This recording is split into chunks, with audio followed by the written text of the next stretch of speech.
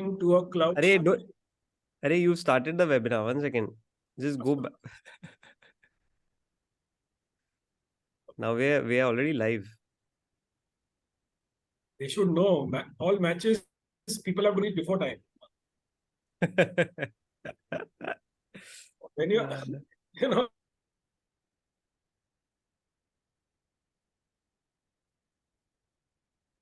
Ankush, that's me or him? I think Sameer got freezed. Okay, cool.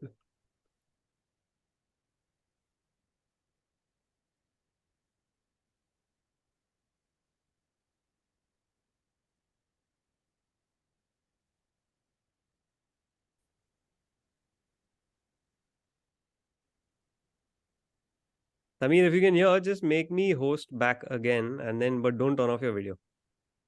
Okay, 1, 2. How do I make you the host? Also? Just click on my image on the top right. And okay. And there's like those 3 dots. Yeah. And put on hold. No, Remove. Change your appearance. Make host. Got it. Perfect. So we already have some participants in. Fantastic. Good. Hi, Ankush. Good evening. Hi, Sameer. How are you? Long time. Yes, been a while, right? Acha t-shirt pehna. Awesome. Welcome, everyone. This is our second episode of Careers in Sports Management. It's an interesting conversation. This and as if you've joined in early, you've obviously seen us chatting because we're old friends, but at the same time have done wonderful work. We have 2 awesome guests with us. My name is Arup Sons. Our topic for today is crafting sports experiences, and both the gentlemen here have done some amazing work across the industry. We have Ankush, who's currently the CEO of Rugby India, and Sameer Pathak, who's the CEO of the Global Chess League, and also manages everything related to sport for Tech Mahindra Sports Tech. Gentlemen, thank you for joining us. Amazing to have you here. Thanks for inviting Arup. Always good to talk to people who are coming behind us. So, quick house rules for our listeners. Feel free to throw in questions. We'll try and take them. I'll kind of moderate and try and take them either in the middle or right at the end. For those of you who stick around till the end, I do have some freebies for you. So feel free to stay on. We'll try and keep the conversation short and sweet, but at the same time, there's going to be a lot of value coming in as well. Let me see if I think Ankush has just gone off. Let me just try and get him. Camera issue. Get him back on. But yeah, so Sameer, let me then quickly start with you. First things first. Congrats on a fantastic Global Chess League. I saw a bunch of the highlights. I mean, awesome coverage. Take us through the journey. Take us through the journey of the league, the experience, the vision, like all of it. Sure. Thank you very much. It's great to hear. It was a few years in the works. Let me take you through the quick genesis of where it all started. The roots of this league lie in pandemic. Mr. Anand Mahindra, because he was also stuck at home, was doing a bunch of things like all of us were doing, and I'm just repeating his story. You can find it on YouTube. He has spoken about it multiple number of times. And he happened to come across the online chess Olympiad that was taking place. And surprisingly, that was the only time India won gold, and was a joint gold with Russia. And he got hooked onto it. And he started wondering, and I don't know how many of you know, but he was also a key player when Kabaddi League was born. And he openly gave this vibe to the world. So why not a league in chess? And, I think Samay Rena wrote to him, and then it all started back and forth, and FIDE reached out, and to cut a 6-month story short, a league was discussed internally. Partners were evaluated. Another 3 months passed by, and then I joined on board. And once that started, we worked on the architecture of the league. It took, now to give you a context, nothing like this exists in chess. There is no broadcast. There is a little broadcast, but there is no proper broadcast. There is no franchise structure. The players don't know how to large, while there is Olympiad and World Team, but in the true sense, there is no team chess where the players are actually playing with each other or with all. So there was a lot of new that had to be taken care of, which hadn't happened in the world of chess at all, including a colored team jersey. There is no tournament where they wear a colored team jersey. It was that Interesting. players hadn't played anything like this. So it was an education for everyone. And we also were grappling with a lot of things. So the things that we did were small in nature. Like usually chess players just ask you what is the format, how much money, and then they sign. Or we refused to do that. We went on calls with every chess player, explained to them what it means to play for a franchise, how responsibilities change because you have to have things you do for the franchise team owner, which they had never experienced before in that sense. Things like that. Plus, we came up with new rules. The rules were so simple, like we borrowed it from cricket, or like if you play with black, you get one more point, like because away from home, it's a victory is considered more. So we did a lot of those different things. Production took a lot of time because we couldn't find a single production company that had done TV quality production in chess. Still, I don't know if you know, the chessboard that is being used is actually not TV production friendly even right now. So as a tech company, we are trying to make that innovation that the chessboards are TV production friendly while they are web production friendly. So a whole lot of new things were being done, and that's also exciting if you like exciting things like this. And we got the world's best players to come in. We sold all the 6 teams. We had some of the big names from Mr. Ronnie Skruvala to Mr. The Kotak family through their business family office, and Mr. Puneet Balan and several others join in. And we put it on Geo Cinema. They got excited. So Geo Cinema, Fox Sports, Eurosport, NBC Regional, they got chess for the first time on TV and OTT. And we were in 150 countries for the first time chess was visible like that. While it is there on YouTube and others, but it makes a whole lot of difference when you're actually on by choice where you want to be appointment viewing on chess. Yeah. And we are surprised by the TRP numbers. They are so good that it is surprising. Even Geo was surprised at what we were able to pull off. But yes, overall, it was an exciting time to do something new that has happened in the world of chess before. So now we've got a whole lot of people said there was no sponsorship in chess, there was no money in chess, and well, I think the idea was missing, and I think with this we've been able to lay a marker that this is possible, and hopefully we'll be able to offer chess to fans like never before. And the second edition planning is already underway, so it will be bigger and better. So, it's a long story, but that's the exciting part of the chess. No, it's really amazing. And Ankush, as much as I want to jump to you, I'm just going to quick follow up. Sameer, this is unlike, say, the other leagues, right? I mean, this is it's not an India league, right? It's a global league. Yes. It's made in India for the globe. Absolutely. The only Indian league, by the way, only Indian league right now which is made for the globe. So exactly, which is pretty awesome. I mean, what's the thought process there, and are they going to be like smaller leagues, or or is it just going to be this umbrella? I'm glad you asked this question, because it's exactly Mr. Mahindra and Mr. Gurnani's brief to us. This is a global league. Don't treat it like Indian. It is easy for us to do this league in India, save a bunch of money, and make our life simpler. But we decided to do outside of India, and for the next few years, it will remain outside of India. Even the team names are like that. We are looking at now, there is a lot of interest from CIS countries and others to buy teams. We don't have teams to sell right now, but we have interest from at least 6 parties who want to buy teams. It's that. But the idea is that chess is a global sport. Hundreds of millions of people know of chess, have played chess, know the rules. We have made this league for them, and it will remain a global league. There are things that I'm working on currently as part of season 2.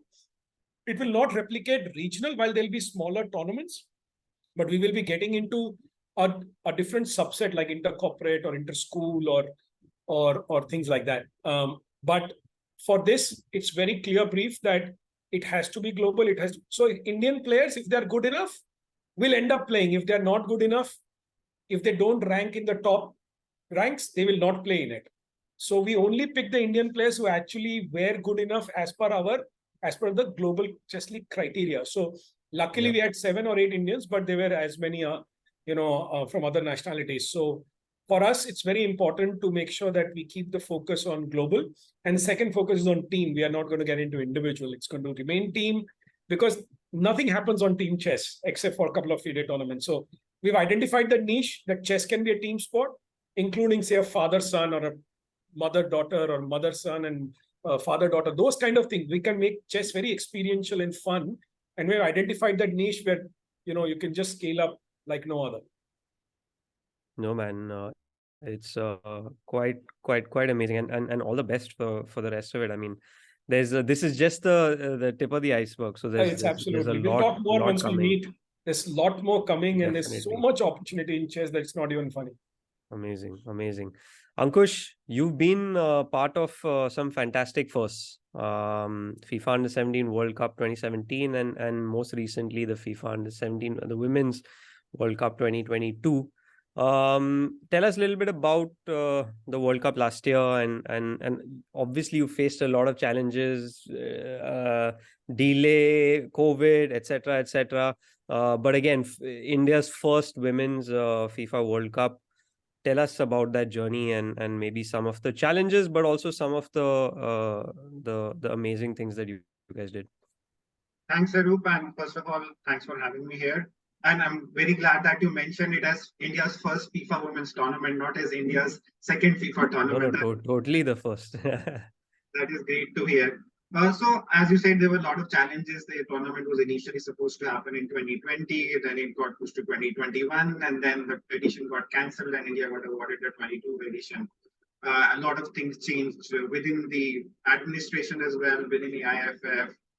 So there were a lot of challenges, of course, but we were clear with our goals that this is a tournament that is happening immediately after pandemic. This was one of the first international tournaments that happened in India after the pandemic. So we wanted it to be a celebration. We wanted whoever is associated with it, be it the players, be it the fans, be it the kids, whoever is associated with the tournament to have a fantastic experience. We wanted them to go back with happy memories.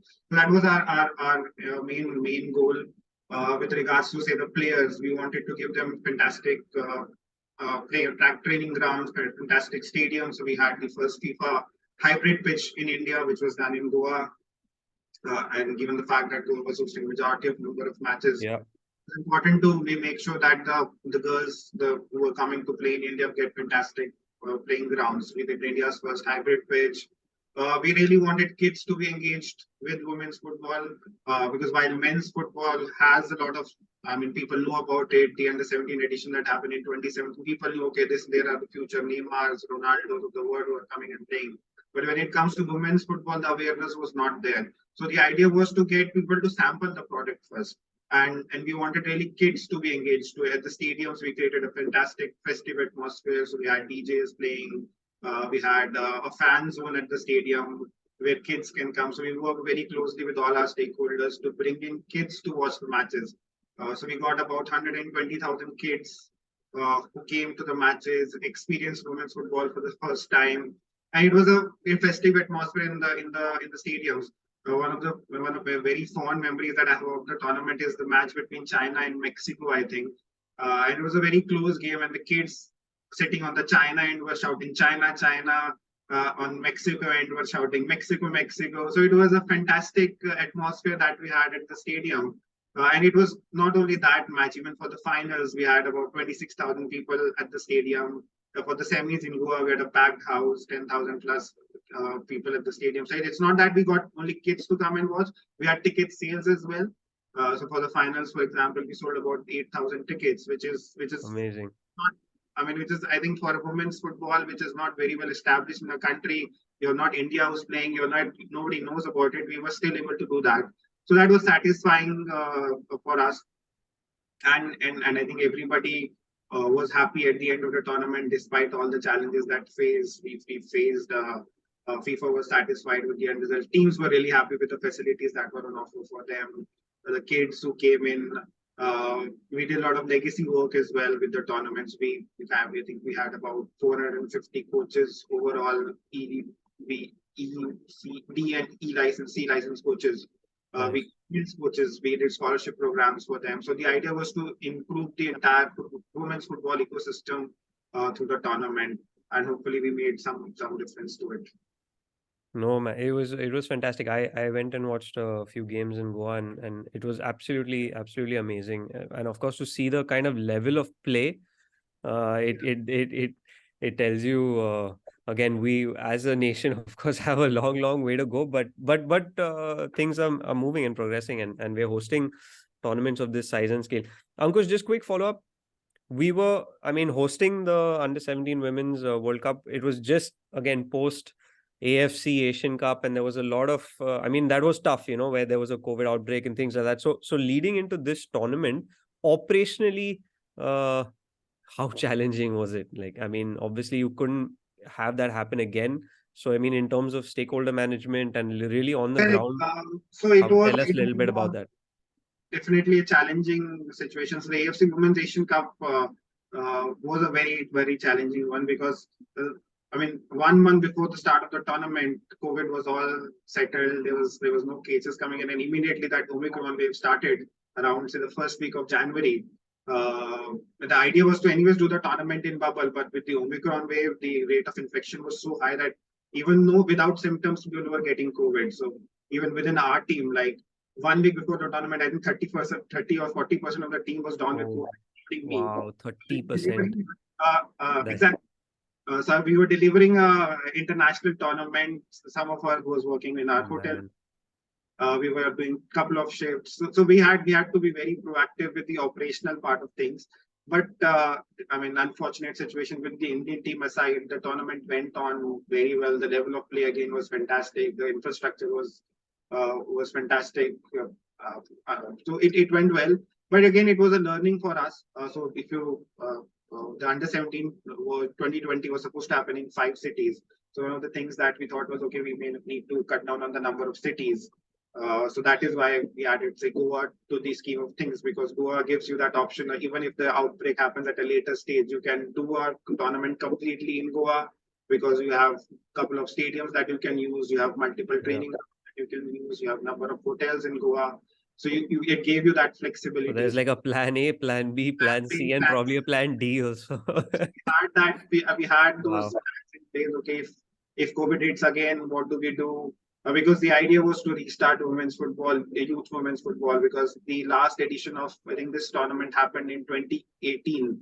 So this was happening 2018 for Uruguay, and I think 2020 India was supposed to go, but it didn't happen. So it was happening after a gap of 4 years. So for FIFA also, it was very important to restart youth women's football. So it was a very important tournament from a lot of perspectives. For India as a host nation, we had set a very high benchmark with the 2017 edition. So we had to really follow that excellent delivery of the tournament times. Kudos to you and the team, because I mean, I can only imagine the kind of stresses and the kind of stuff that you guys have to deal with, and our listeners will only kind of be able to imagine a little bit of this, but yeah, it's to deal with that on ground, and obviously you're dealing with large stakeholders, governments, FIFA, obviously, and having to have multiple plans in place for such a large tournament. No, amazing stuff. Little do our listeners know that the one thing common thread between the three of us is we've all worked on the FIFA Under-17 World Cup, and obviously fantastic experience. So Sameer, I'm going to jump to you, and for our listeners at the time, and Sameer's worked for many years with Coca-Cola, doing some amazing work. And if you caught the beginning of this chat, we were talking about trophy experience and trophy tours. But I want to go talk a little bit about the brand side, Sameer, and in what ways do sports experiences impact brand loyalty and fan engagement, and how can organizations leverage this to their advantage with the kind of events that are happening, and obviously stuff that you've worked with? Well, it's a question for which I think you need a couple of days if you Yeah. want me to if you want me to start talking, because that, the entire underpinning of the sports around the world is the sports sponsorship, and why do brands sponsor sports? Basically, in that many, that's the question that you're asking, is what enables. So there's a whole, but in short, let me just tell you, uh, brands are always looking for. Okay, let me break it further down. Every brand has its core values. Every brand has its core messaging. It's marketing 101. It's as simple as that. And every brand has its own requirement. Now, it could be as simple as awareness. Nobody knows about my brand. I want to make my brand aware. Or it could be about an aspect of a brand, that my brand has this element that I want to talk about. While everybody is aware, I want to talk about it. So there are various needs of a brand. And now let's look at sport. Sport is a passion point in Coca-Cola's marketing framework. It's called a passion point. And sport is one passion point. There are multiple passion points. Movies is one. Celebrities is another. Music is one of the biggest in the world. Photography is a passion point. Cooking is a passion point. You break the passion point. So let's say in this case, we are talking about sports. I can break down every passion point because I worked on a few of these passion points. Yeah. So you break the passion point of sports and say, okay, if I am looking at football, or I'm looking at rugby, or I'm looking at chess, what are these values that these sports stands for? And then you further break it down, okay, what kind of people follow it? What demographics they follow? And which geography which they follow. So in one hand, you have a brand that needs to do something, talk to a specific type of customer, deliver a specific message. On the other hand, you have a sport which has certain values, has certain kind of following in a geography, in a particular age group. And then people like me do the marrying piece. That, okay, this brand, this is the requirement, and this is what this will deliver. Now, you have multiple options. Sport is just one. I could take the same awareness and say, okay, I'll make Shah Rukh Khan the brand ambassador, and he will make my brand aware, which is a lot of brands use that route. Others would say, okay, I will sponsor a celebrity, a cricketer, or a chess player, or a football player, or in this case, I want to be known as somebody who goes beyond and not just looks at commercialization, and I want to actually work on grassroots.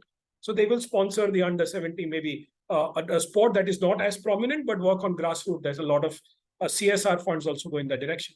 So it's a role which is actually a very business role. You look at the brand, you look at, like I said, and you marry it against the opportunity. And with more and more different sport coming up, more and more people following that sport, more and more people adopting, in my language, the passion points, the more opportunities exist for brands to engage with them. In case of chess is always known for strategy, intellect, and rigor. In essence, let me just say, like, two lines that I use for my marketing is: one, no mother ever says no for the kid to play chess for a longer time. They'll not say, "Arey, stop it, don't play." One. And the second very interesting one is, if somebody is a good chess player, you never think of him as dumb. He said he's intelligent. If you are playing chess, you're usually considered intelligent. So there is a very strong intellect, strategy, rigor kind of a code associated with chess. There is a huge following. If you look at all the chess players that are coming from Pragyananda and Gukesh, and I have the privilege of working with all of them, they're all teenagers. So and they are just at the top of the pyramid. So there are hundreds of thousands below that pyramid. So if you are a brand that is looking for strategy, intellect, rigor, if you're a brand you're looking to target teenagers, if you're a brand looking to do those things, chess is a sport for you to be. Similarly, you can break down every passion point, in this case, a sport, and work from there. So that's how marrying between sport and this happens. A lot of it is actually awareness. That's why you see a lot of brands work on logo on the t-shirt, or logo in an IPL on a helmet, or things like that. That again is largely dealt with awareness, and then correspondingly you have other things, that deliverables you get that you work on. So like I said, we can do a separate session on this, but there you go. No, amazing. Thanks for that. I think perfect opportunity to throw my first freebie to the attendees that we all have here. Let me actually, I think, Ankush, since you are the host, I'm going to just send you this link. You can send it to everybody in the chat. In the meantime, for all of those of you who are still here, we have some freebies right at the end. We will go over an hour. We're already 24 minutes in. This session is brought to you by Global Institute of Sports Business and Kite Talks. So Ankush, yeah, and that's the first freebie. We're gonna throw a couple more at everyone a little later if you stay on, that is.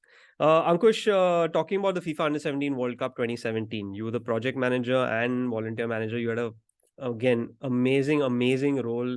I use that one image in Kolkata with you and all the volunteers like a lot in a lot of my presentations that I give. Tell us about how volunteers play a part in the fan and spectator experience, and tell us a little bit about maybe a story from your time back then.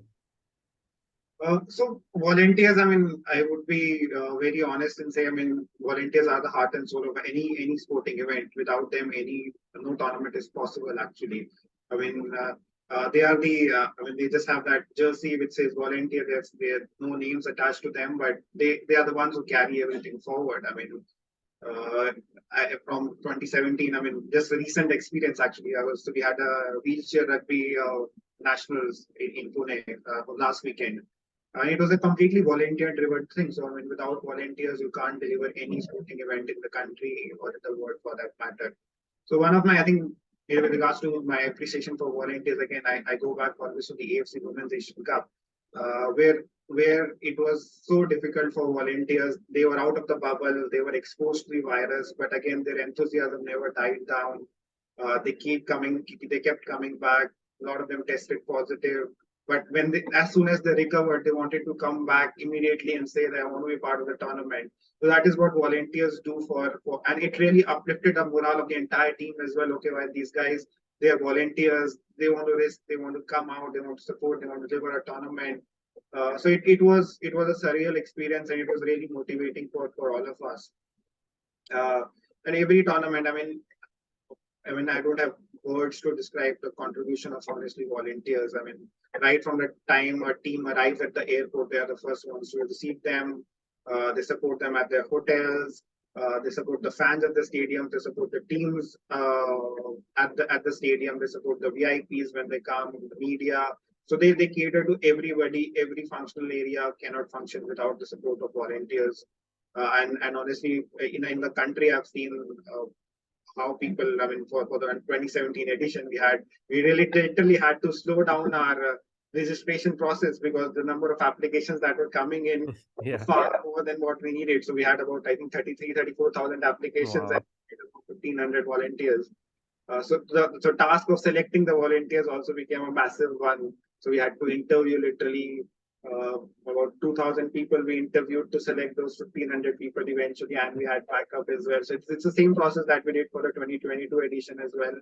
But again, the contribution of volunteers is massive. So for any budding enthusiast who wants to work in sport, I think volunteering is a great way to get into it. You build a great network as well. You meet some industry people. You get first like on ground experience, which is massive for everybody. No, and completely agree. And obviously those who are listening and probably some who really want to get into the sports business, volunteering is probably an awesome way to start. And I'm sure Sameer and both Ankush would agree there. Sameer, I have a quick actually direct question that came earlier from Samantha during our registration process for the webinar. How do you balance traditional aspects of live sporting events with the evolving digital landscape to create a holistic experience? And I think with this, I think you also probably did. I mean, you've with the Global Chess League, with broadcast, and then you had to kind of mirror that on digital. Maybe just throw some light on that. It's a great question, and it's not because in case of chess, everything was so new that you had to draw a line somewhere, and not just from a traditional plus new age, also from rules perspective and everything. So there's a lot of conversations. My job then eventually became talking to players, talking to team owners, talking to stakeholders like FIDE, FIDE president personally was involved, the secretary general was involved, everybody was involved because it was so new. So the solution in this was actually talking to everyone, trying to get, and obviously not everybody will get what they want or what they thought they will get. So it became my role to figure out, okay, we will go ahead with this, we will narrow it down. But yes, we wanted to push the envelope, and we didn't want to completely, we just wanted to make sure that the players, most important was the players do not get annoyed. And if they don't play, then the league never happens. So we have to understand that the sponsor, team owner, everything comes secondary. Everything is about players first, and players haven't. If players are comfortable, everything else will fall into place. So we had sessions for players on explaining them rules, because usually they know all the chess rules, but here they were a bit different. So if we got a difficult feedback, we would actually curtail and say, okay, we are drawing the line here. So yes, trying to save the traditional piece as well as trying to push the envelope. Again, for season 2, my new rules are actually ready. We had a full day seminar on Tuesday, internal seminar, and we've come up with 3 big new rules. Thus the process again starts, because next week onwards, again, I'm going to socialize the rules, socialize and talk to the production on how we will capture that, because it will change the way, again, a lot of chess. So it's a lot of conversations, and you also have to know where to draw the line and where to push the line. And that's the exciting piece, because nobody seems to have done this before. So we are on it, and hopefully, like first year, we'll have more excitement and more new rules. Will add more fun to chess players and fans around the world. Amazing. Just something that came to mind, and just it's not part of my question list or anything, but any kind of Netflix programming in the works, any thought process there, or like, or Geo kind of thinking through, okay, can we make this into a amazing reality TV series or something? So already 2 documentaries actually got shot at Global Chess. One is on Sara, who's a Iranian player who had to leave Iran because she didn't wear the hijab while playing. So there was a documentary that was shot at Global Chess League as part of it. Amazing. And another one was these famous comedians of Amazon Prime. You know, all the big names that you can think of. They are shooting a documentary on rising chess stars. And they loved the idea. They got in touch and they shot at our league. And yours truly is part of that documentary. So whenever it comes out on Prime or Netflix or wherever, you should see me prominently going through the motions and giving interviews. But yes, Netflix, one of the big cultural markers around that time when this pandemic was going on was Queen's Gambit. That really put chess on the agenda.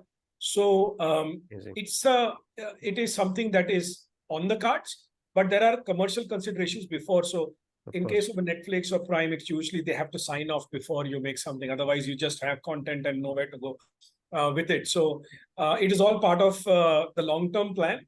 Will it happen in season 2? I can't promise you, but these two documentaries, I'll send you the link. Hopefully, when they come out. Hopefully, one of them will be on France, main movie star, I think, and the other one will probably on Prime or Netflix. So there's a start there, and hopefully, you'll see more.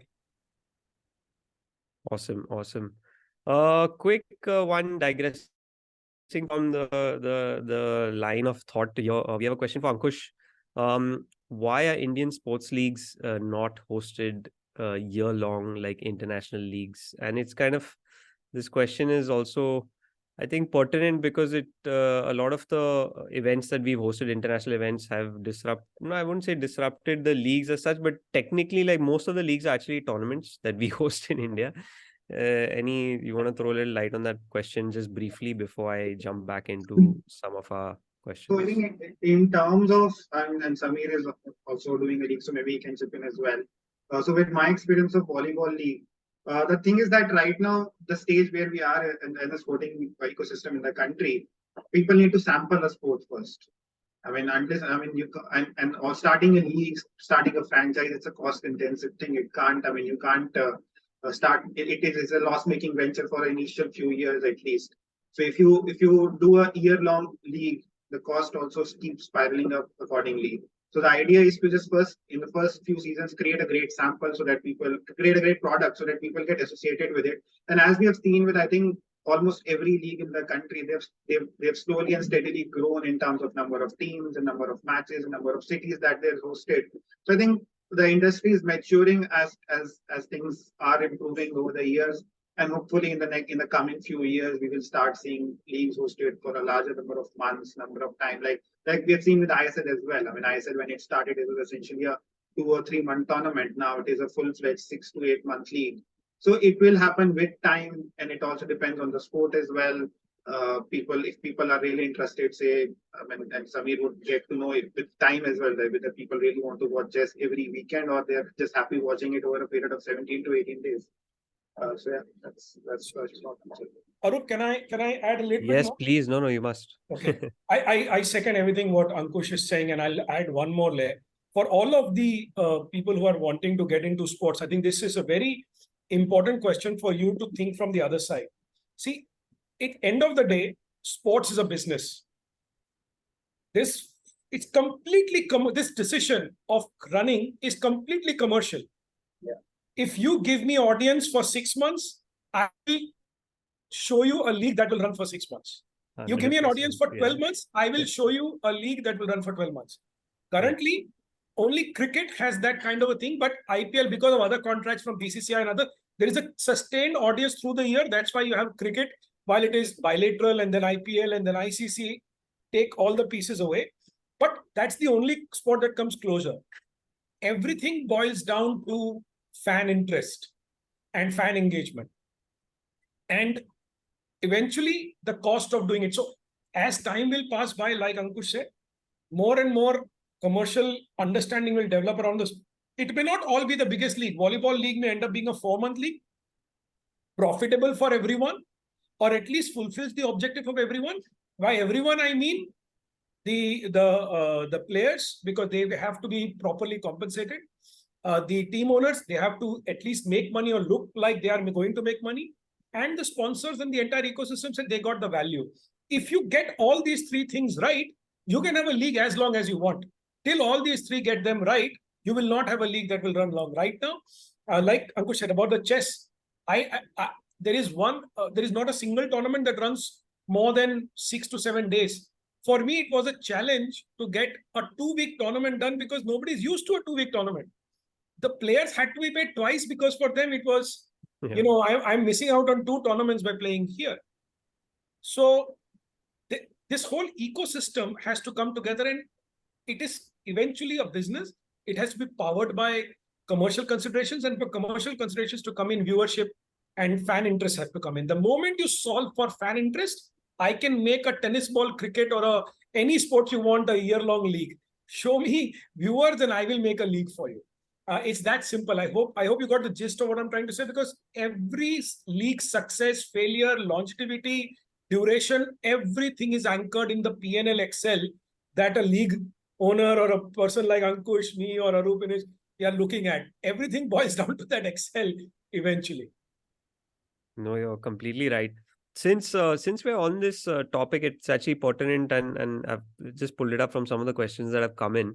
If I take 1 or 2 steps back, and this is for both of you guys, Ankush, you worked with the volleyball league, and of course, Sunny now with the chess league.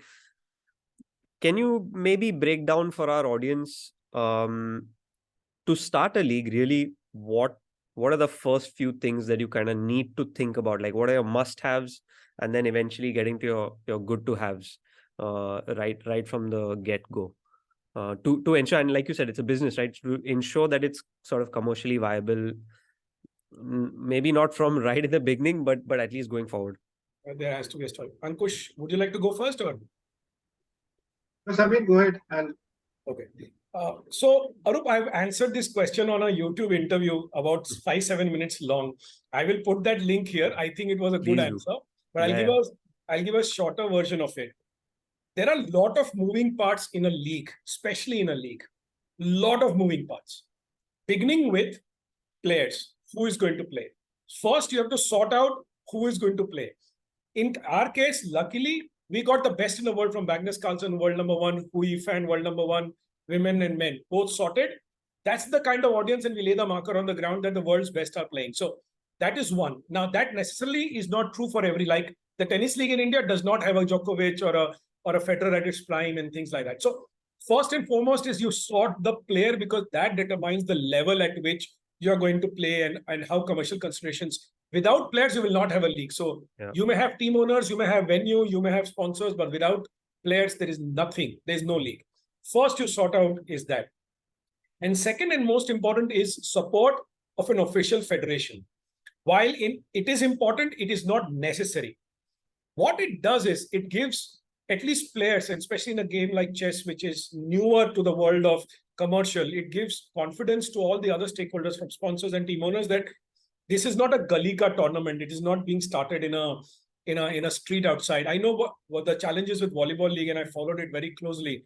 Those are different kinds of issues, and they need to be managed exactly the way volleyball league managed it. But they also began with what I'm talking about, is getting a right kind of a stakeholder involved.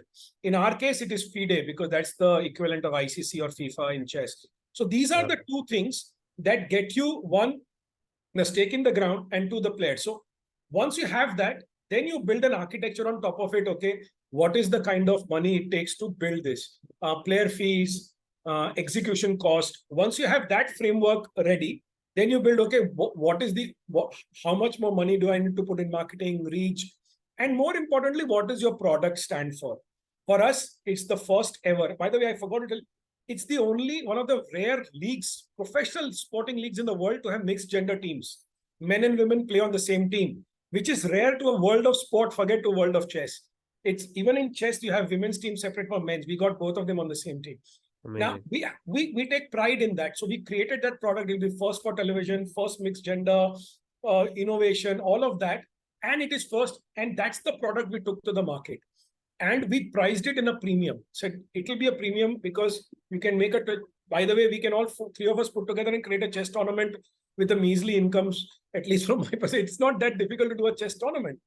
But it is, for the product that you created, you need to be able to have that. So we benchmarked against golf, because like I told you, strategy, intellect, we benchmark against others. And that's how the product got created. Then if you're doing something new, there's always a leap of faith, like broadcasting was new. So we found a partner who got us Fox Sports. We did Geo ourselves, but Eurosport and so on. So I'm going to the World Sporting Conference next month in Monaco, to now find more broadcasters, because they need to, nobody has experience in broadcasting chess. So you have these moving parts. And then finally, the team owners. You need the right kind of team owners. People who are invested in the game for a slightly longer term. While sometimes it's easier to sign up, and because we are the Mahindra Group and Mr. Anand Mahindra and Mr. Gurnani are personally involved, we got the best and they are trusted in these people. It's not always, because an entrepreneur also drives. So, but team ownership is an extremely critical aspect on who's your team owner, what is the vision that they have. So you put all of these together, from FIDE, first beginning with players, to an organization, to an event organization that manages, to marketing, to production, to distribution of content around the world, to team owners, and everything else, and employees. None of our employees in the league, except for one, had ever worked on chess before. So put all of them put together, and then the role that I called myself was an orchestra man. I used to, it was a conductor in an orchestra, because everything had to work together to create the sound it did. So all of that put together goes in coming up with a league. And all of that, again, like I said earlier, has to be backed by a P&L made on an Excel, and you have to stay within and hope that fans will love it and will give you the TRP. That will then, second year will then build on the learnings of the first year. First year, there'll always be issues. Not a single league that will not have issues. Thankfully, we had different kind of issues than what others had, but learnings are a million. And it is my belief that leagues stabilize after year 3. 3 and onwards is when you will see third or the fourth year leagues usually stabilize.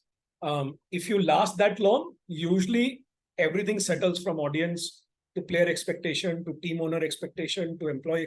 All these expectations settle from year 3 onwards. Year 1 is the most, where you have the most challenges. Year 2, hopefully you've learned, but year 3 onwards, you should be able to target settlements.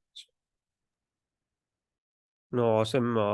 And please do share that YouTube link. I'm pretty sure everyone will be really eager to listen to more of what you have to say. Ankush, go ahead.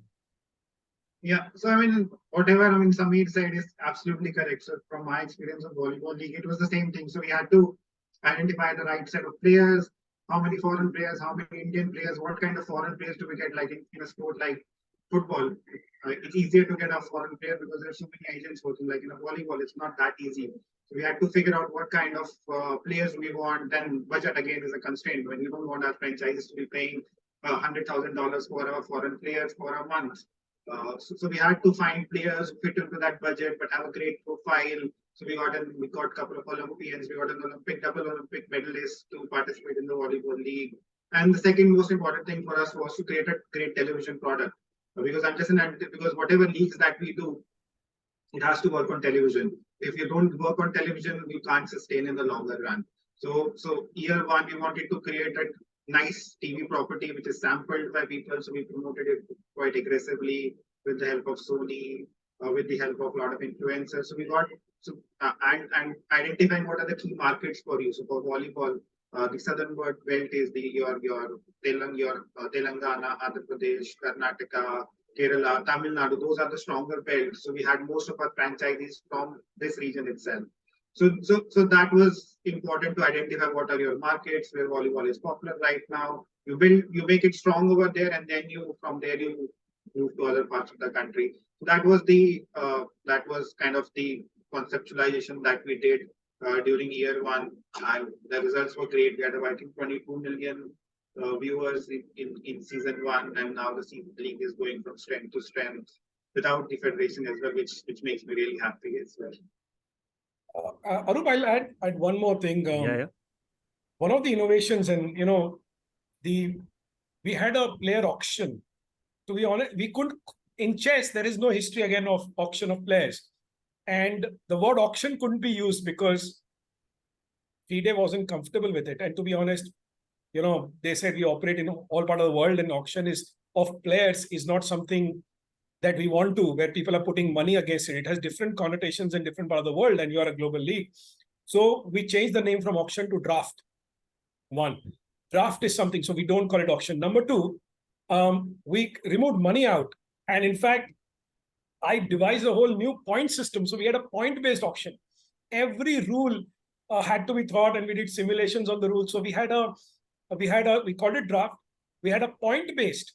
So we had to coach everybody on what point based. And third, we didn't know how players will react that, okay, that guy got more points than I. And so we had an NDA signed by everybody who came into the draft that nobody can reveal who said how much and what, except for the official release.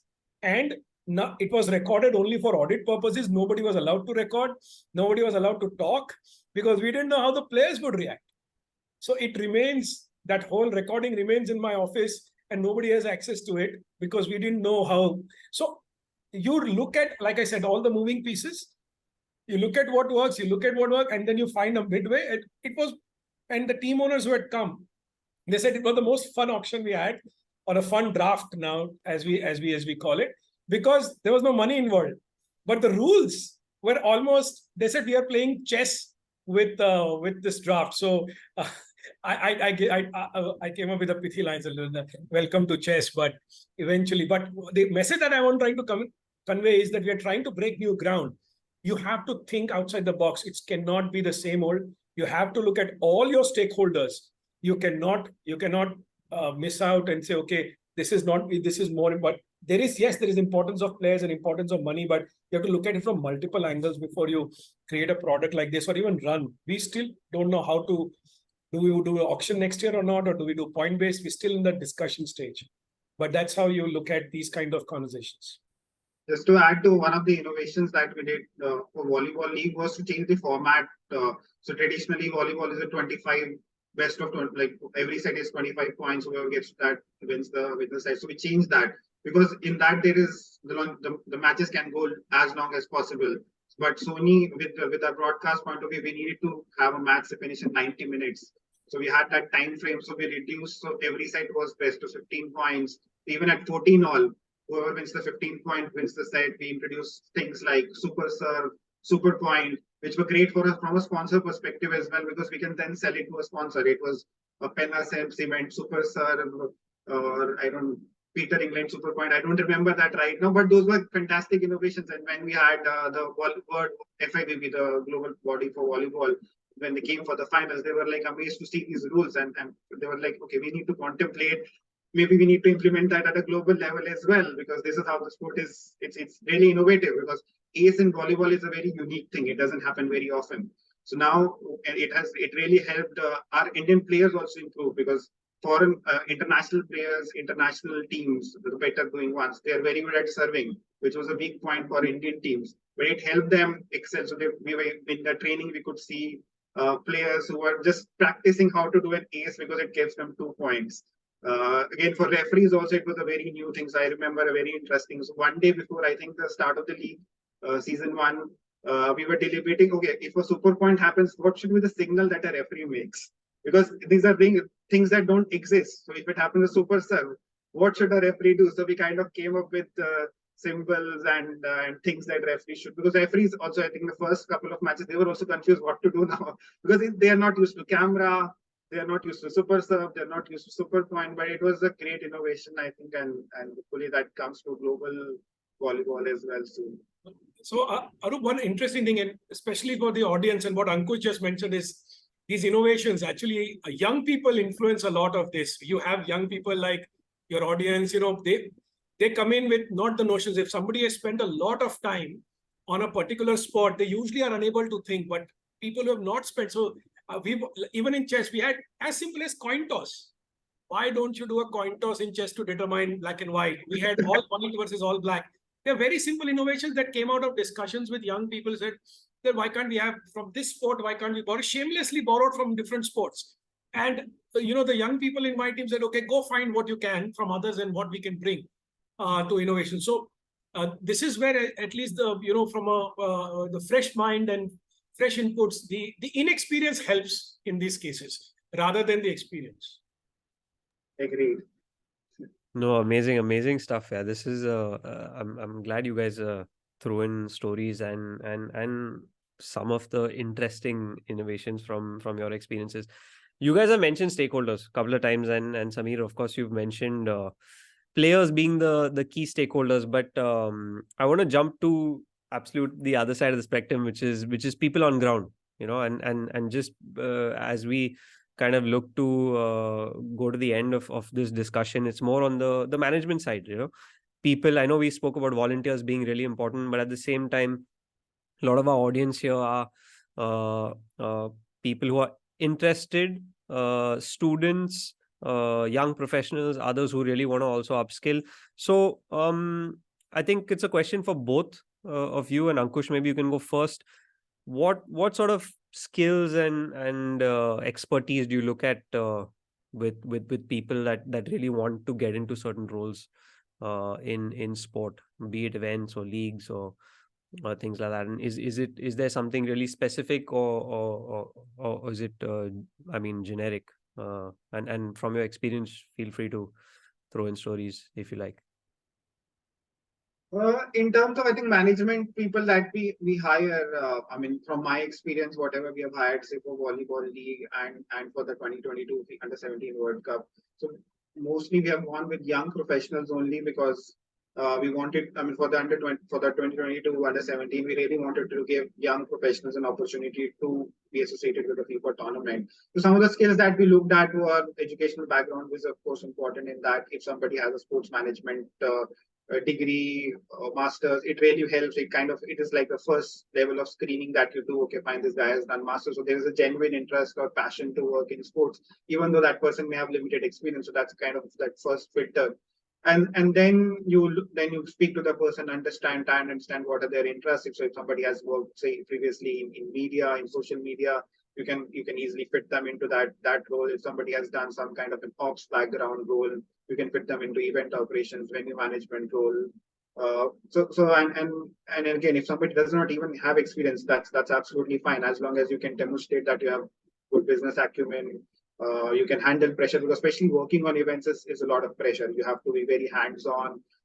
You need to be ready to face the unpredictable basically. Anything can happen at an event at any point of time. So you need to have a calm head. You can't really be panicking at any point of time. So those, I think, the certain skill sets that, especially from an event perspective, that we look at it. What's the mindset of that person? Can that person handle pressure or not? And educational and small bit of like what are the previous experiences? That's what I mean. I have looked at in my days. Sameer? For me, I think, and I'll speak specifically for the young professionals here. I completely second what Ankush said about pressure. I think that's a given. Because events, the sporting ecosystem, especially the way it is managed in India, it's a lot of last minute. So pressure obviously comes. But let me also bring you the other side, the way I look at hiring, and incidentally, I'm in the middle of hiring for my entire team for next year. One, it's usually a small team that executes everything. So boundaries are not like, okay, I am marketing, so I'll only do marketing. I am ops, then I'm only going to do ops. It's a small team. So you count on each other to support where it is needed. That's an extremely important. So you have to, and that's the experiences you will get by doing volunteering on various sports. So I look at where all have you worked, because if you've only done one kind, then you are only going, and if you're only stuck there, then it's difficult for you to join my small team, because I can't say, okay, this guy will only do this because he's busy handling, say, the sponsors. I want somebody who can manage the players at the other end. You may be an ops guy, but you have to manage players at the same time. You're a player manager, you may be asked to manage the team owner at another point of time. Because, so I'm looking at people who can quickly adapt. Extremely important, because like I said, it's a small team size. You need to be adaptable. If you're not adaptable, then it's very difficult, because we are not working in a 500 people organization like a Manchester United. We have, at least in India, barring 2 or 3 sports organizations, probably not even 2, maybe 1 rise. Except for that, I don't think there is any organization that is that big that they can afford to have people and then backups of people and a flowing organization like any other, that usually I say a TV selling or a laptop selling organization. So you will have smaller organizations and your adaptability needs to be higher. We are in that phase of sport of growth of sports in India, where teams are going to be very small. I'm currently helping another new sporting company hire people. And the simple brief is, if you have done multiple different kinds of things, you're welcome to apply. You're only going to do one kind, say, I have done PR and the only thing I'll do in my life is this PR. Well, I'm sure you'll be good somewhere, not in the kind of places that I am currently looking to hire. So that is one. Second, after that, really, obviously the pressure. Pressure to be able to keep your head cool, like Ankush said, is extremely critical. You need that for that. And third, it will help if you are passionate. You may or may not have worked on sport. And I don't think somebody should only look at, okay, if I only work in sport. If you have an opportunity to work in other parts of business, entertainment is a very close to sport. So if you get to work with entertainment events, they are quite big actually in this country, more than sporting events. You look at the concerts and things like that, they're actually they're a lot more. So you learn a lot from there. So I'm also looking at people who have worked in, say, a corporate event before, or a entertainment event before, or businesses of that which are parallel to sport, so that we have fresh ideas coming from there. So if I were going back, while I did not have the luxury of having so many sporting events in the country at that point, so I took a normal corporate part.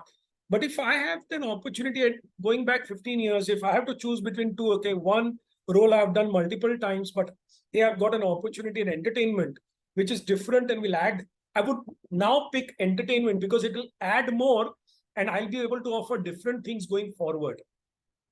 Third, and the fourth I would like to add is uncertainty. I think we don't talk enough about the uncertainty in the business of sport. Leagues come and leagues go. The failure rate of leagues is extremely high. And this is because I was speaking somewhere else, and it's like what IT ecosystem was in India in 80s, where we hear the great Narayan Murthy now, but think of Narayan Murthy of 80s, what he must have gone through. Here is stories of how he didn't have a computer and he had to run pillar and post to import a computer. It's exactly the same thing to to do the pressure of importing a sporting equipment in the country, especially like a shooting rifle and things like that. So the challenges are that. So, and a lot of IT companies would have been started and would have died around that time. And a few of them emerged to be what we know as the sporting ecosystem, or the IT ecosystem in this country is what, 120 billion dollars. But it was what sporting ecosystem is today, 20, 30 years back. Media ecosystem was similar when there was only Doordarshan in early 90s, or when Z started in sport. So sport is also going through, that's a lot of uncertainty, a lot of contract-based employment. So you have to, once you come in and you decide that, okay, I want to be part of this. And if you see your friend tomorrow is joining, say, a PwC or a KPMG, they are going to have a defined path. You do 2 years, you get promoted. You get 3 years, you get this. You get 5 years. In IT, you join Tech Mahindra. In 3 years, you're a senior developer. In 5 years, you're project manager. It's a defined development path. A career in sport will not have that as of today, except for maybe TV ad sales. Ad sales still has, because they sell different things. Star Sports is such a big, they have some 400, 500 sales guys. So they can have a defined career path. But here you join a 6-member team, you're not going to define zero. You may be happy with, if I give you promotion, you'll go tell your girlfriend or family that, hey, I now am a senior sales guy, but you're the only sales guy in the team. So yeah, you become happy if you want. Designations don't mean anything. The responsibility is everything. So if you're ready for that, it is going to be an exciting place for you, because this is where digital marketing was 15 years back. Now, all these big guys who have become big in Flipkart and Amazon, they're all started when nobody cared about digital marketing. I remember what they used to do. They used to take a print ad and put it on digital and say, okay, digital marketing. So if you want to be pioneers in this, and you have the ability to absorb the adaptability, absorb the pressure, absorb this uncertainty, there is a lot of fun. There's a lot of fun, and if you like sports, but make sure that you're not comparing yourself to businesses like banking and consulting and tech, because they are defined roles. Sports careers are yet not as well defined. No, thanks for that, Sameer. And it's true in what you say. I mean, and you draw parallels with multiple industries, like back in the 80s, and you see sport exactly where it is in that nascent stage. But the way it's going is the trajectory is only upward, and it's going to be. I mean, the time I would say to get in is now. I'll tell you, Arup, one more data point, and this is basic, because I used to prepare these decks for global in my past role. You know, sport is always going to achieve a certain percent of GDP of a country. You look at developing, you look at developed, you look at middle income. If you look at a sport investment as part of GDP, it will always be in a certain range and a ratio.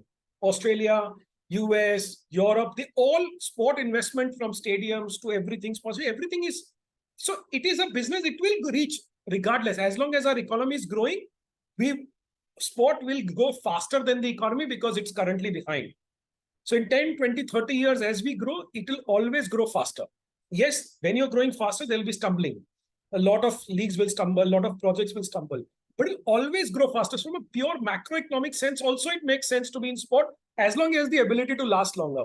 But we will also reach that kind of GDP ratio, and then it will not grow beyond that, because there is a limit to it, but that will happen 30, 40, 50 years from now.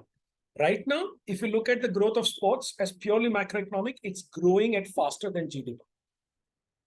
And IT, which is a more established, it's growing slightly faster, but eventually, like Philippines has come up, and other, business eventually takes its own shape and size. So sport is also a business at the end of the day. It will take that same cycle. No, you're completely right. Riding on a little bit about on what Sameer said, Ankush, you've done a degree in sports management.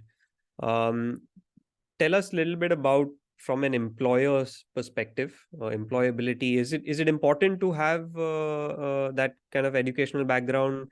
Does it give you an advantage? And of course, Sameer did touch upon, and you did as well, about experience and things like that. But do both go hand in hand? Is it something, especially now where we're at in the stage we're at in this industry?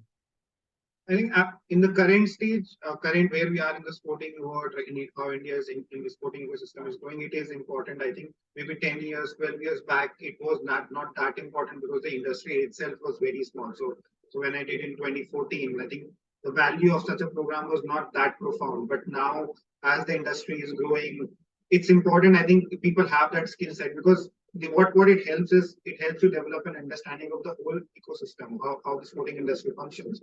Because if you're a complete outsider, maybe you're an events person, you're just focused on event. But sport is much more than events. It's about running a federation, it's about running a league, it's about being in governments. So you need to understand what is the role of a stakeholder in government, what does the government of India do, what does the state government do, what does the federation do, what does the league do, what does the player do. So everybody has a defined role. There are a lot of agencies as well. So once you do a program like this, you get an exposure to the entire ecosystem to understand what everybody is doing uh, to take the industry forward. And it really helps you when you start working. So you may not have any experience of working anywhere, but if you understand the industry, it really helps. So these kind of programs really help you understand the industry. And then when you go start working in a league, you will at least have basic understanding. Okay, these are the challenges that I may face. You go work in a federation, you'll understand, okay, a federation, what are the things that they do? They grow the sport, what kind of things they do at the grassroots level, what are they supposed to do, how to market a new sport.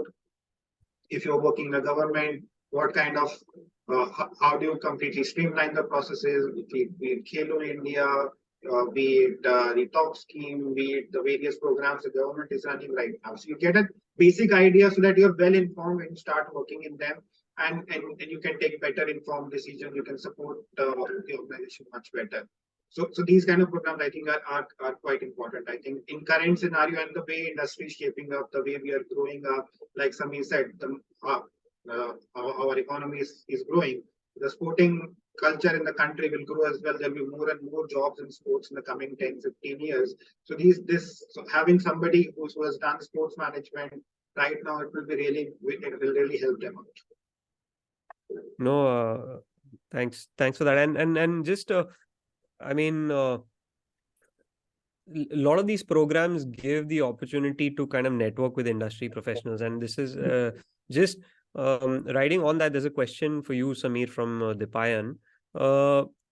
Can you share any strategies or steps for aspiring sports management professionals or students to network better, to kind of secure job opportunities? Because I mean, I always tell people to jump at LinkedIn, and that should be their playground. But at the same time, there are, and now post COVID, of course, there are multiple other avenues as well to do that. If you can throw some light. Sure. If this was just a simple career seminar, I would have finished this whole conversation with just 3 words: network, network, network, and that's the end of the whole discussion. Yeah. I got my current job through networking. I got my previous job in Coke through networking. The job before that also through networking. So networking is everything. Today, me and you are networking, me or Ankush are networking today. I'm sure like we'll meet again, we'll talk about different things. And this conversation today, even on this call, came up because we have kept in touch and we've continued to speak. So to define the question, and let me break it down. I'm sure you would have heard this networking. Attend every small or big sporting event that takes place. Usually you will find people like Ankush and me hanging around there. Talk to us. That's so true. There are tournaments that take place. If you are not going to go to these tournaments, and LinkedIn comes secondary to me. LinkedIn is, too many people write too many things, trying to sell too many things. You are in sports business. You should be seen in and around sporting events. Go to these, sporting seminars. Especially go to sporting events and talk to people there. You will find that they are always looking for people. I'm telling you, the sports organizations are always looking for people, usually for short term. Yeah. So don't just try to go with an open mind. Don't go with a closed mind. Go with an open mind. And even if you get a 2-3 month in a good opportunity, you will grab it. So go to as many sporting events. If there is a swimming meet taking place, go to the swimming meet. If there's a pickleball tournament, go to a pickleball tournament. You will find a Sameer and an Ankush and an Arup's version hanging around there. Talk to us. Tell them you're available to open, because today Arup is doing this, tomorrow is doing it. Today I'm doing chess. I know 500 other people who are doing 500 other sports, and they're always looking for people. So if I think the simplest way to do, obviously one is LinkedIn, but easier way to actually is attend sporting events. That will open up your mind. You get to observe what they do. You get to sit around and appreciate the work they do. You see them in action, and then it becomes easier when you're interviewing to even bring that in perspective. Okay, I saw this happen. You may not have experience. So you may talk about, I saw this, I volunteered here, I've seen this in action, I've spent so many hours. And I think the third piece in this, apart from LinkedIn, this is volunteer. We already spoke about it. I think these tournaments, like we already spoke, only last 3, 4, 5 days. I promise you a swimming meet will always look for volunteers. A shooting event will always look for volunteers. Rugby as well. Rugby as well will always look for volunteers. So there is a huge amount of opportunity. I think all of you there on this call, if you want to, and luckily it's still not big, but if you want to meet Narayan Murthy today, you can't meet him. But if you want to meet an Ankush and a Sameer, we are all hanging around there, come and see us. Because it's that those businesses are grown and matured, and there are set processes to hire and qualification criteria and stuff. Sporting ecosystem is raw right now. Use it to your advantage. I'll just add one thing to what Sameer said. Networking is please I think very important. What also I think is I get a lot of messages on LinkedIn that okay, we have passion for sport, we want to work in sports. What I also suggest to young professionals at all point of time is have a bit of clarity. Okay, sports is again like any other business. We have like every organization has marketing, it has media, it has operations, it has logistics, it has administration. So just be clear. We have a bit of idea. Okay, this is my true calling. This is what my experience is. This is what I like to do. So have a bit of think about yourself. Okay, what do you really want to do? Because that will really help you out. Have better conversations when you're networking as well. Because when you're networking with somebody, you can really tell, okay, this is my interest. How do I get into it? Rather than just asking, okay, I want to work in sports. That's a very broad term. So just have a bit of clarity. Think through what you want to do, because that will really help your networking as well. Yeah. No, awesome.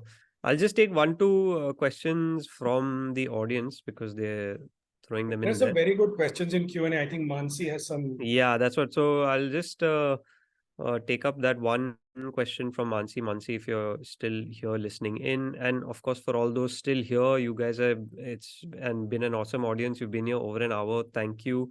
I think Ankush has thrown 2 more freebies at you. One of them is Sameer's YouTube link, so feel free to listen in after. So Mansi asks specific to fan experience. And obviously you have fans who aren't able to kind of physically attend an event.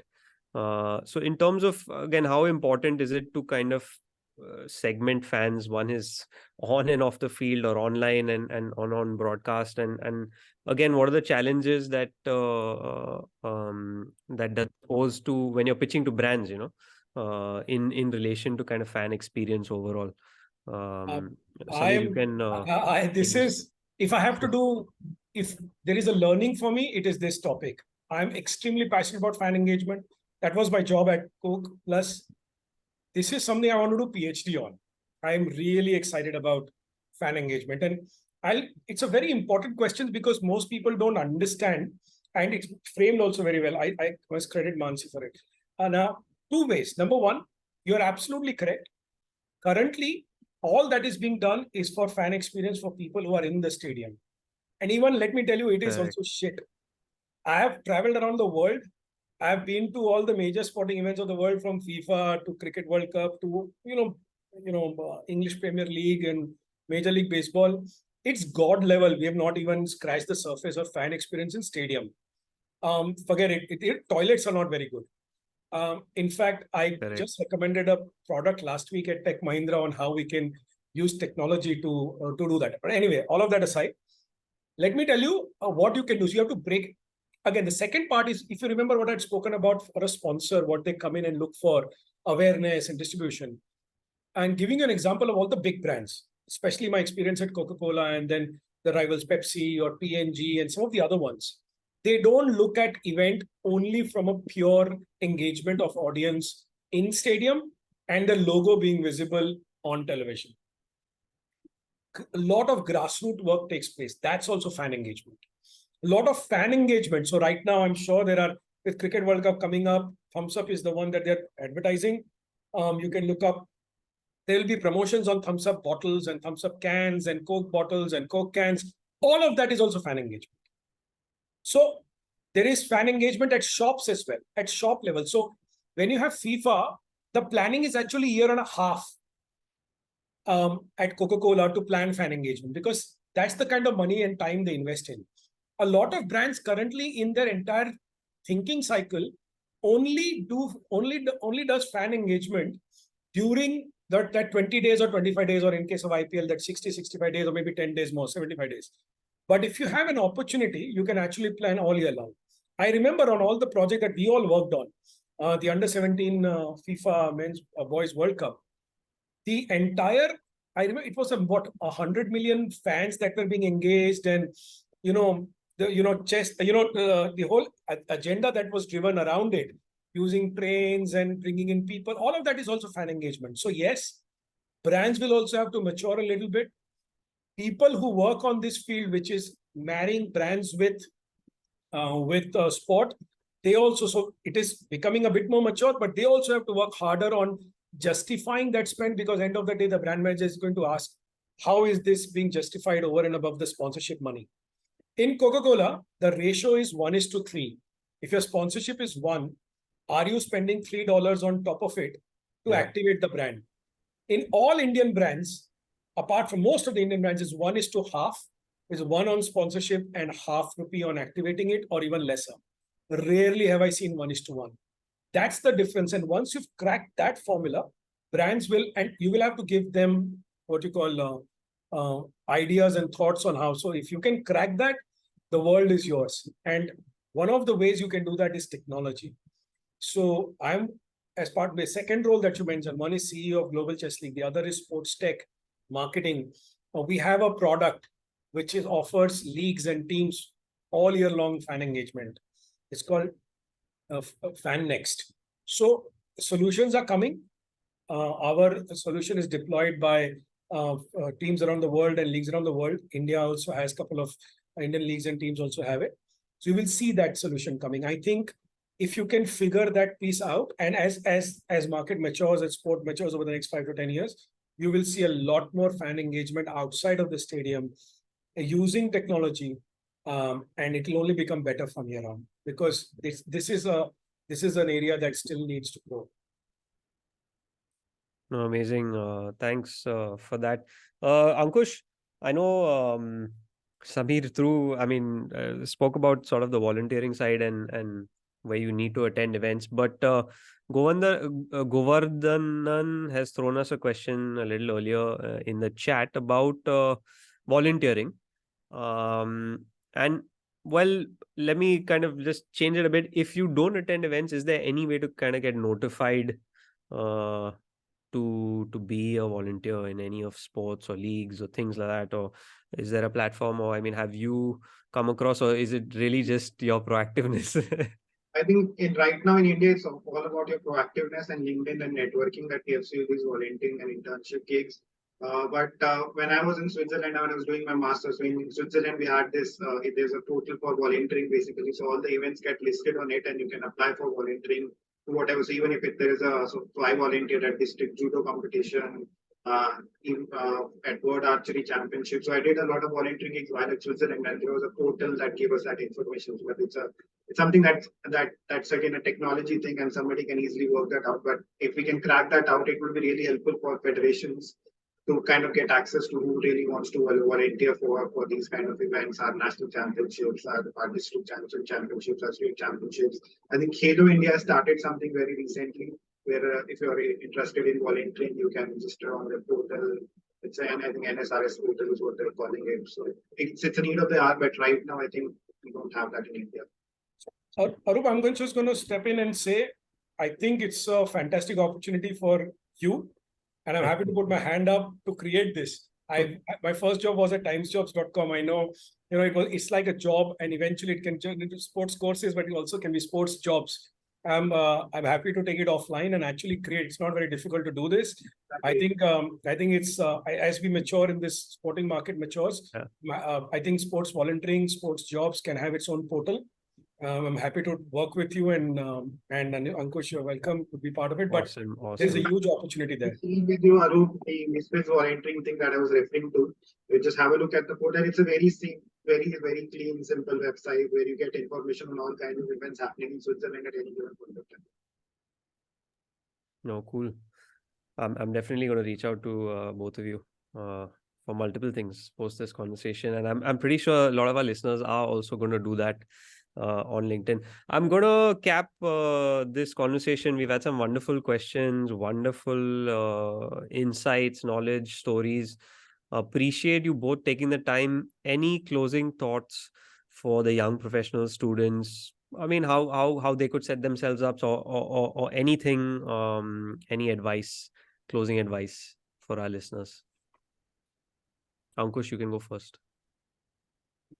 Only advice I would give is industry is growing. It's right now the Indian sporting ecosystem is an open canvas. You can paint a lot of things.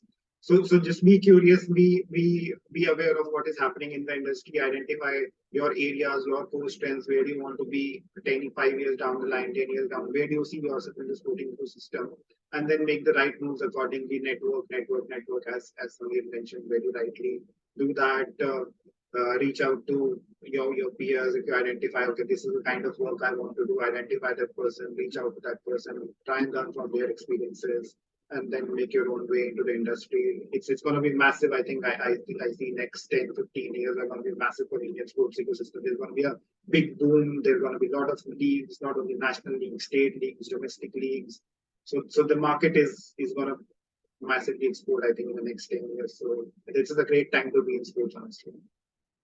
That's it. Sameer, before you go, I'm just gonna add to what Ankush said, and to a lot of our listeners. I mean, I tell a lot of students and young professionals this a lot. I mean, when they reach out on LinkedIn and Twitter and things like that, and they'll directly kind of ask for a job, where I kind of tell them, listen, you need to build a relationship, and once you do that, maybe you send some value, an article, and then ask for help, or ask for even a 5-minute conversation, because whoever, even senior leaders in the industry have been helped at some point in their career, so they are always willing to have a conversation with young professionals. So feel free to do that. Sameer, you're up. In fact, on this call, somebody had mentioned a question in my name, and I offered them exactly the same thing. If I don't answer, write to me on email and I'll talk to you. Exactly the same thing. Now, quickly, there is also a question in my name here, so I'm just going to address that so that sure thing. The question talks about one is Indian Chess League going to be a reality soon, and what about having norm events in India? Indian Chess League, I heard rumors and I knew it was going to be part of it. Unfortunately, I'm not part of it. You should definitely speak to All India Chess Federation and get to know what they're up to. And when it comes to norm events, again, I am actually part of Global Chess League. It's a commercial organization. I can't bring norm events to India. So again, All India Chess Federation is the one that you should be reaching out to. But good, you're thinking in that direction. Is exactly the right kind of things that are needed in chess to further sustain this interest. Now, in terms of wrapping up, I'll give you two things. One, you want to dive headlong into world of sports. I already spoke about the being able to be adaptable, take pressure, and all of that. But if you are still hesitant, it's all right. The world of sport is not going to close. It's only going to open. I'll give an example. 5 years back or 10 years back, there were sporting lawyers, were like 4 or 5 of them. Now you have specialist sports lawyers. So even that is a field that is emerging. 20 years back, artists, the celebrity contracts, all this movie and IP contracts on music was a very small field. Now there are specialists who have been experienced of 20, 25, 30 years, and they have huge businesses which are related to only songs and movies and things. So as simple as law, accounting, all of that, everything is going to become bigger as we go along. So if you're still not sure, it's all right. You want to go work, get something of an organization, maybe your family situation doesn't support you. It's all right. You can do something else and then be good at it, because eventually These businesses will need accounting, it will need legal, it will need marketing, it will need ops, it will need everything. So you can bring in that, and there'll always be space for people who are solid in what they do and are passionate about sports, because it's a growing field. It's still not mature. It's still not something that, we only are now looking at people who are only have done sports. I'm sorry, none of that is true. Yes, we always look for people who have experience, but not the only kind of people. So huge opportunity. Sports is something that very rare marries passion. People are surprised when I tell them what I do. It's like, how is this a job?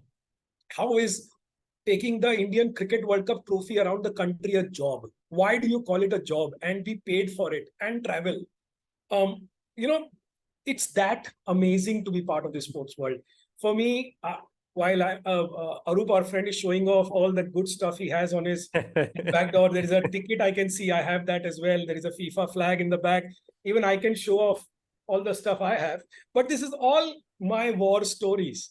You poke at any of these, you will hear a story. And that's what you collect when you're part of the sporting ecosystem. You have probably better stories than anyone else, because you're working in an environment that is different from other businesses. While it is a business, it's a different environment. I wish you the very best. Like Arup says, I'm also an email or a ping away. But yes, please don't just give me random email, random messages. Have something specific, and I promise to give you 5 to 10 minutes of time, usually in the evenings when I do my runs and walks. I usually talk to people then. So I'm happy to chat with you. I'm happy to be part of your story. I'm happy to support you in your journey. Ankush, Sameer, it has been an absolute pleasure catching up and again taking out so much of time. It's been a full football game, almost 19 minutes for us. Fantastic way to spend a Saturday evening. I really appreciate all the listeners and everybody in, because that tells us that there are people here to learn, people here to gain a little bit of extra knowledge, and obviously listen to three friends chat away. But amazing. Thank you guys. Thanks Arup. Nice catching up with you. And Ankush, hello again. You guys are in Delhi, let me know. I'll definitely swing by when I'm in Bombay. I'll definitely swing by. Thanks Arup, thanks Sameer, it was great catching up. All right, take care everyone. All the best to you. Take care. Signing off.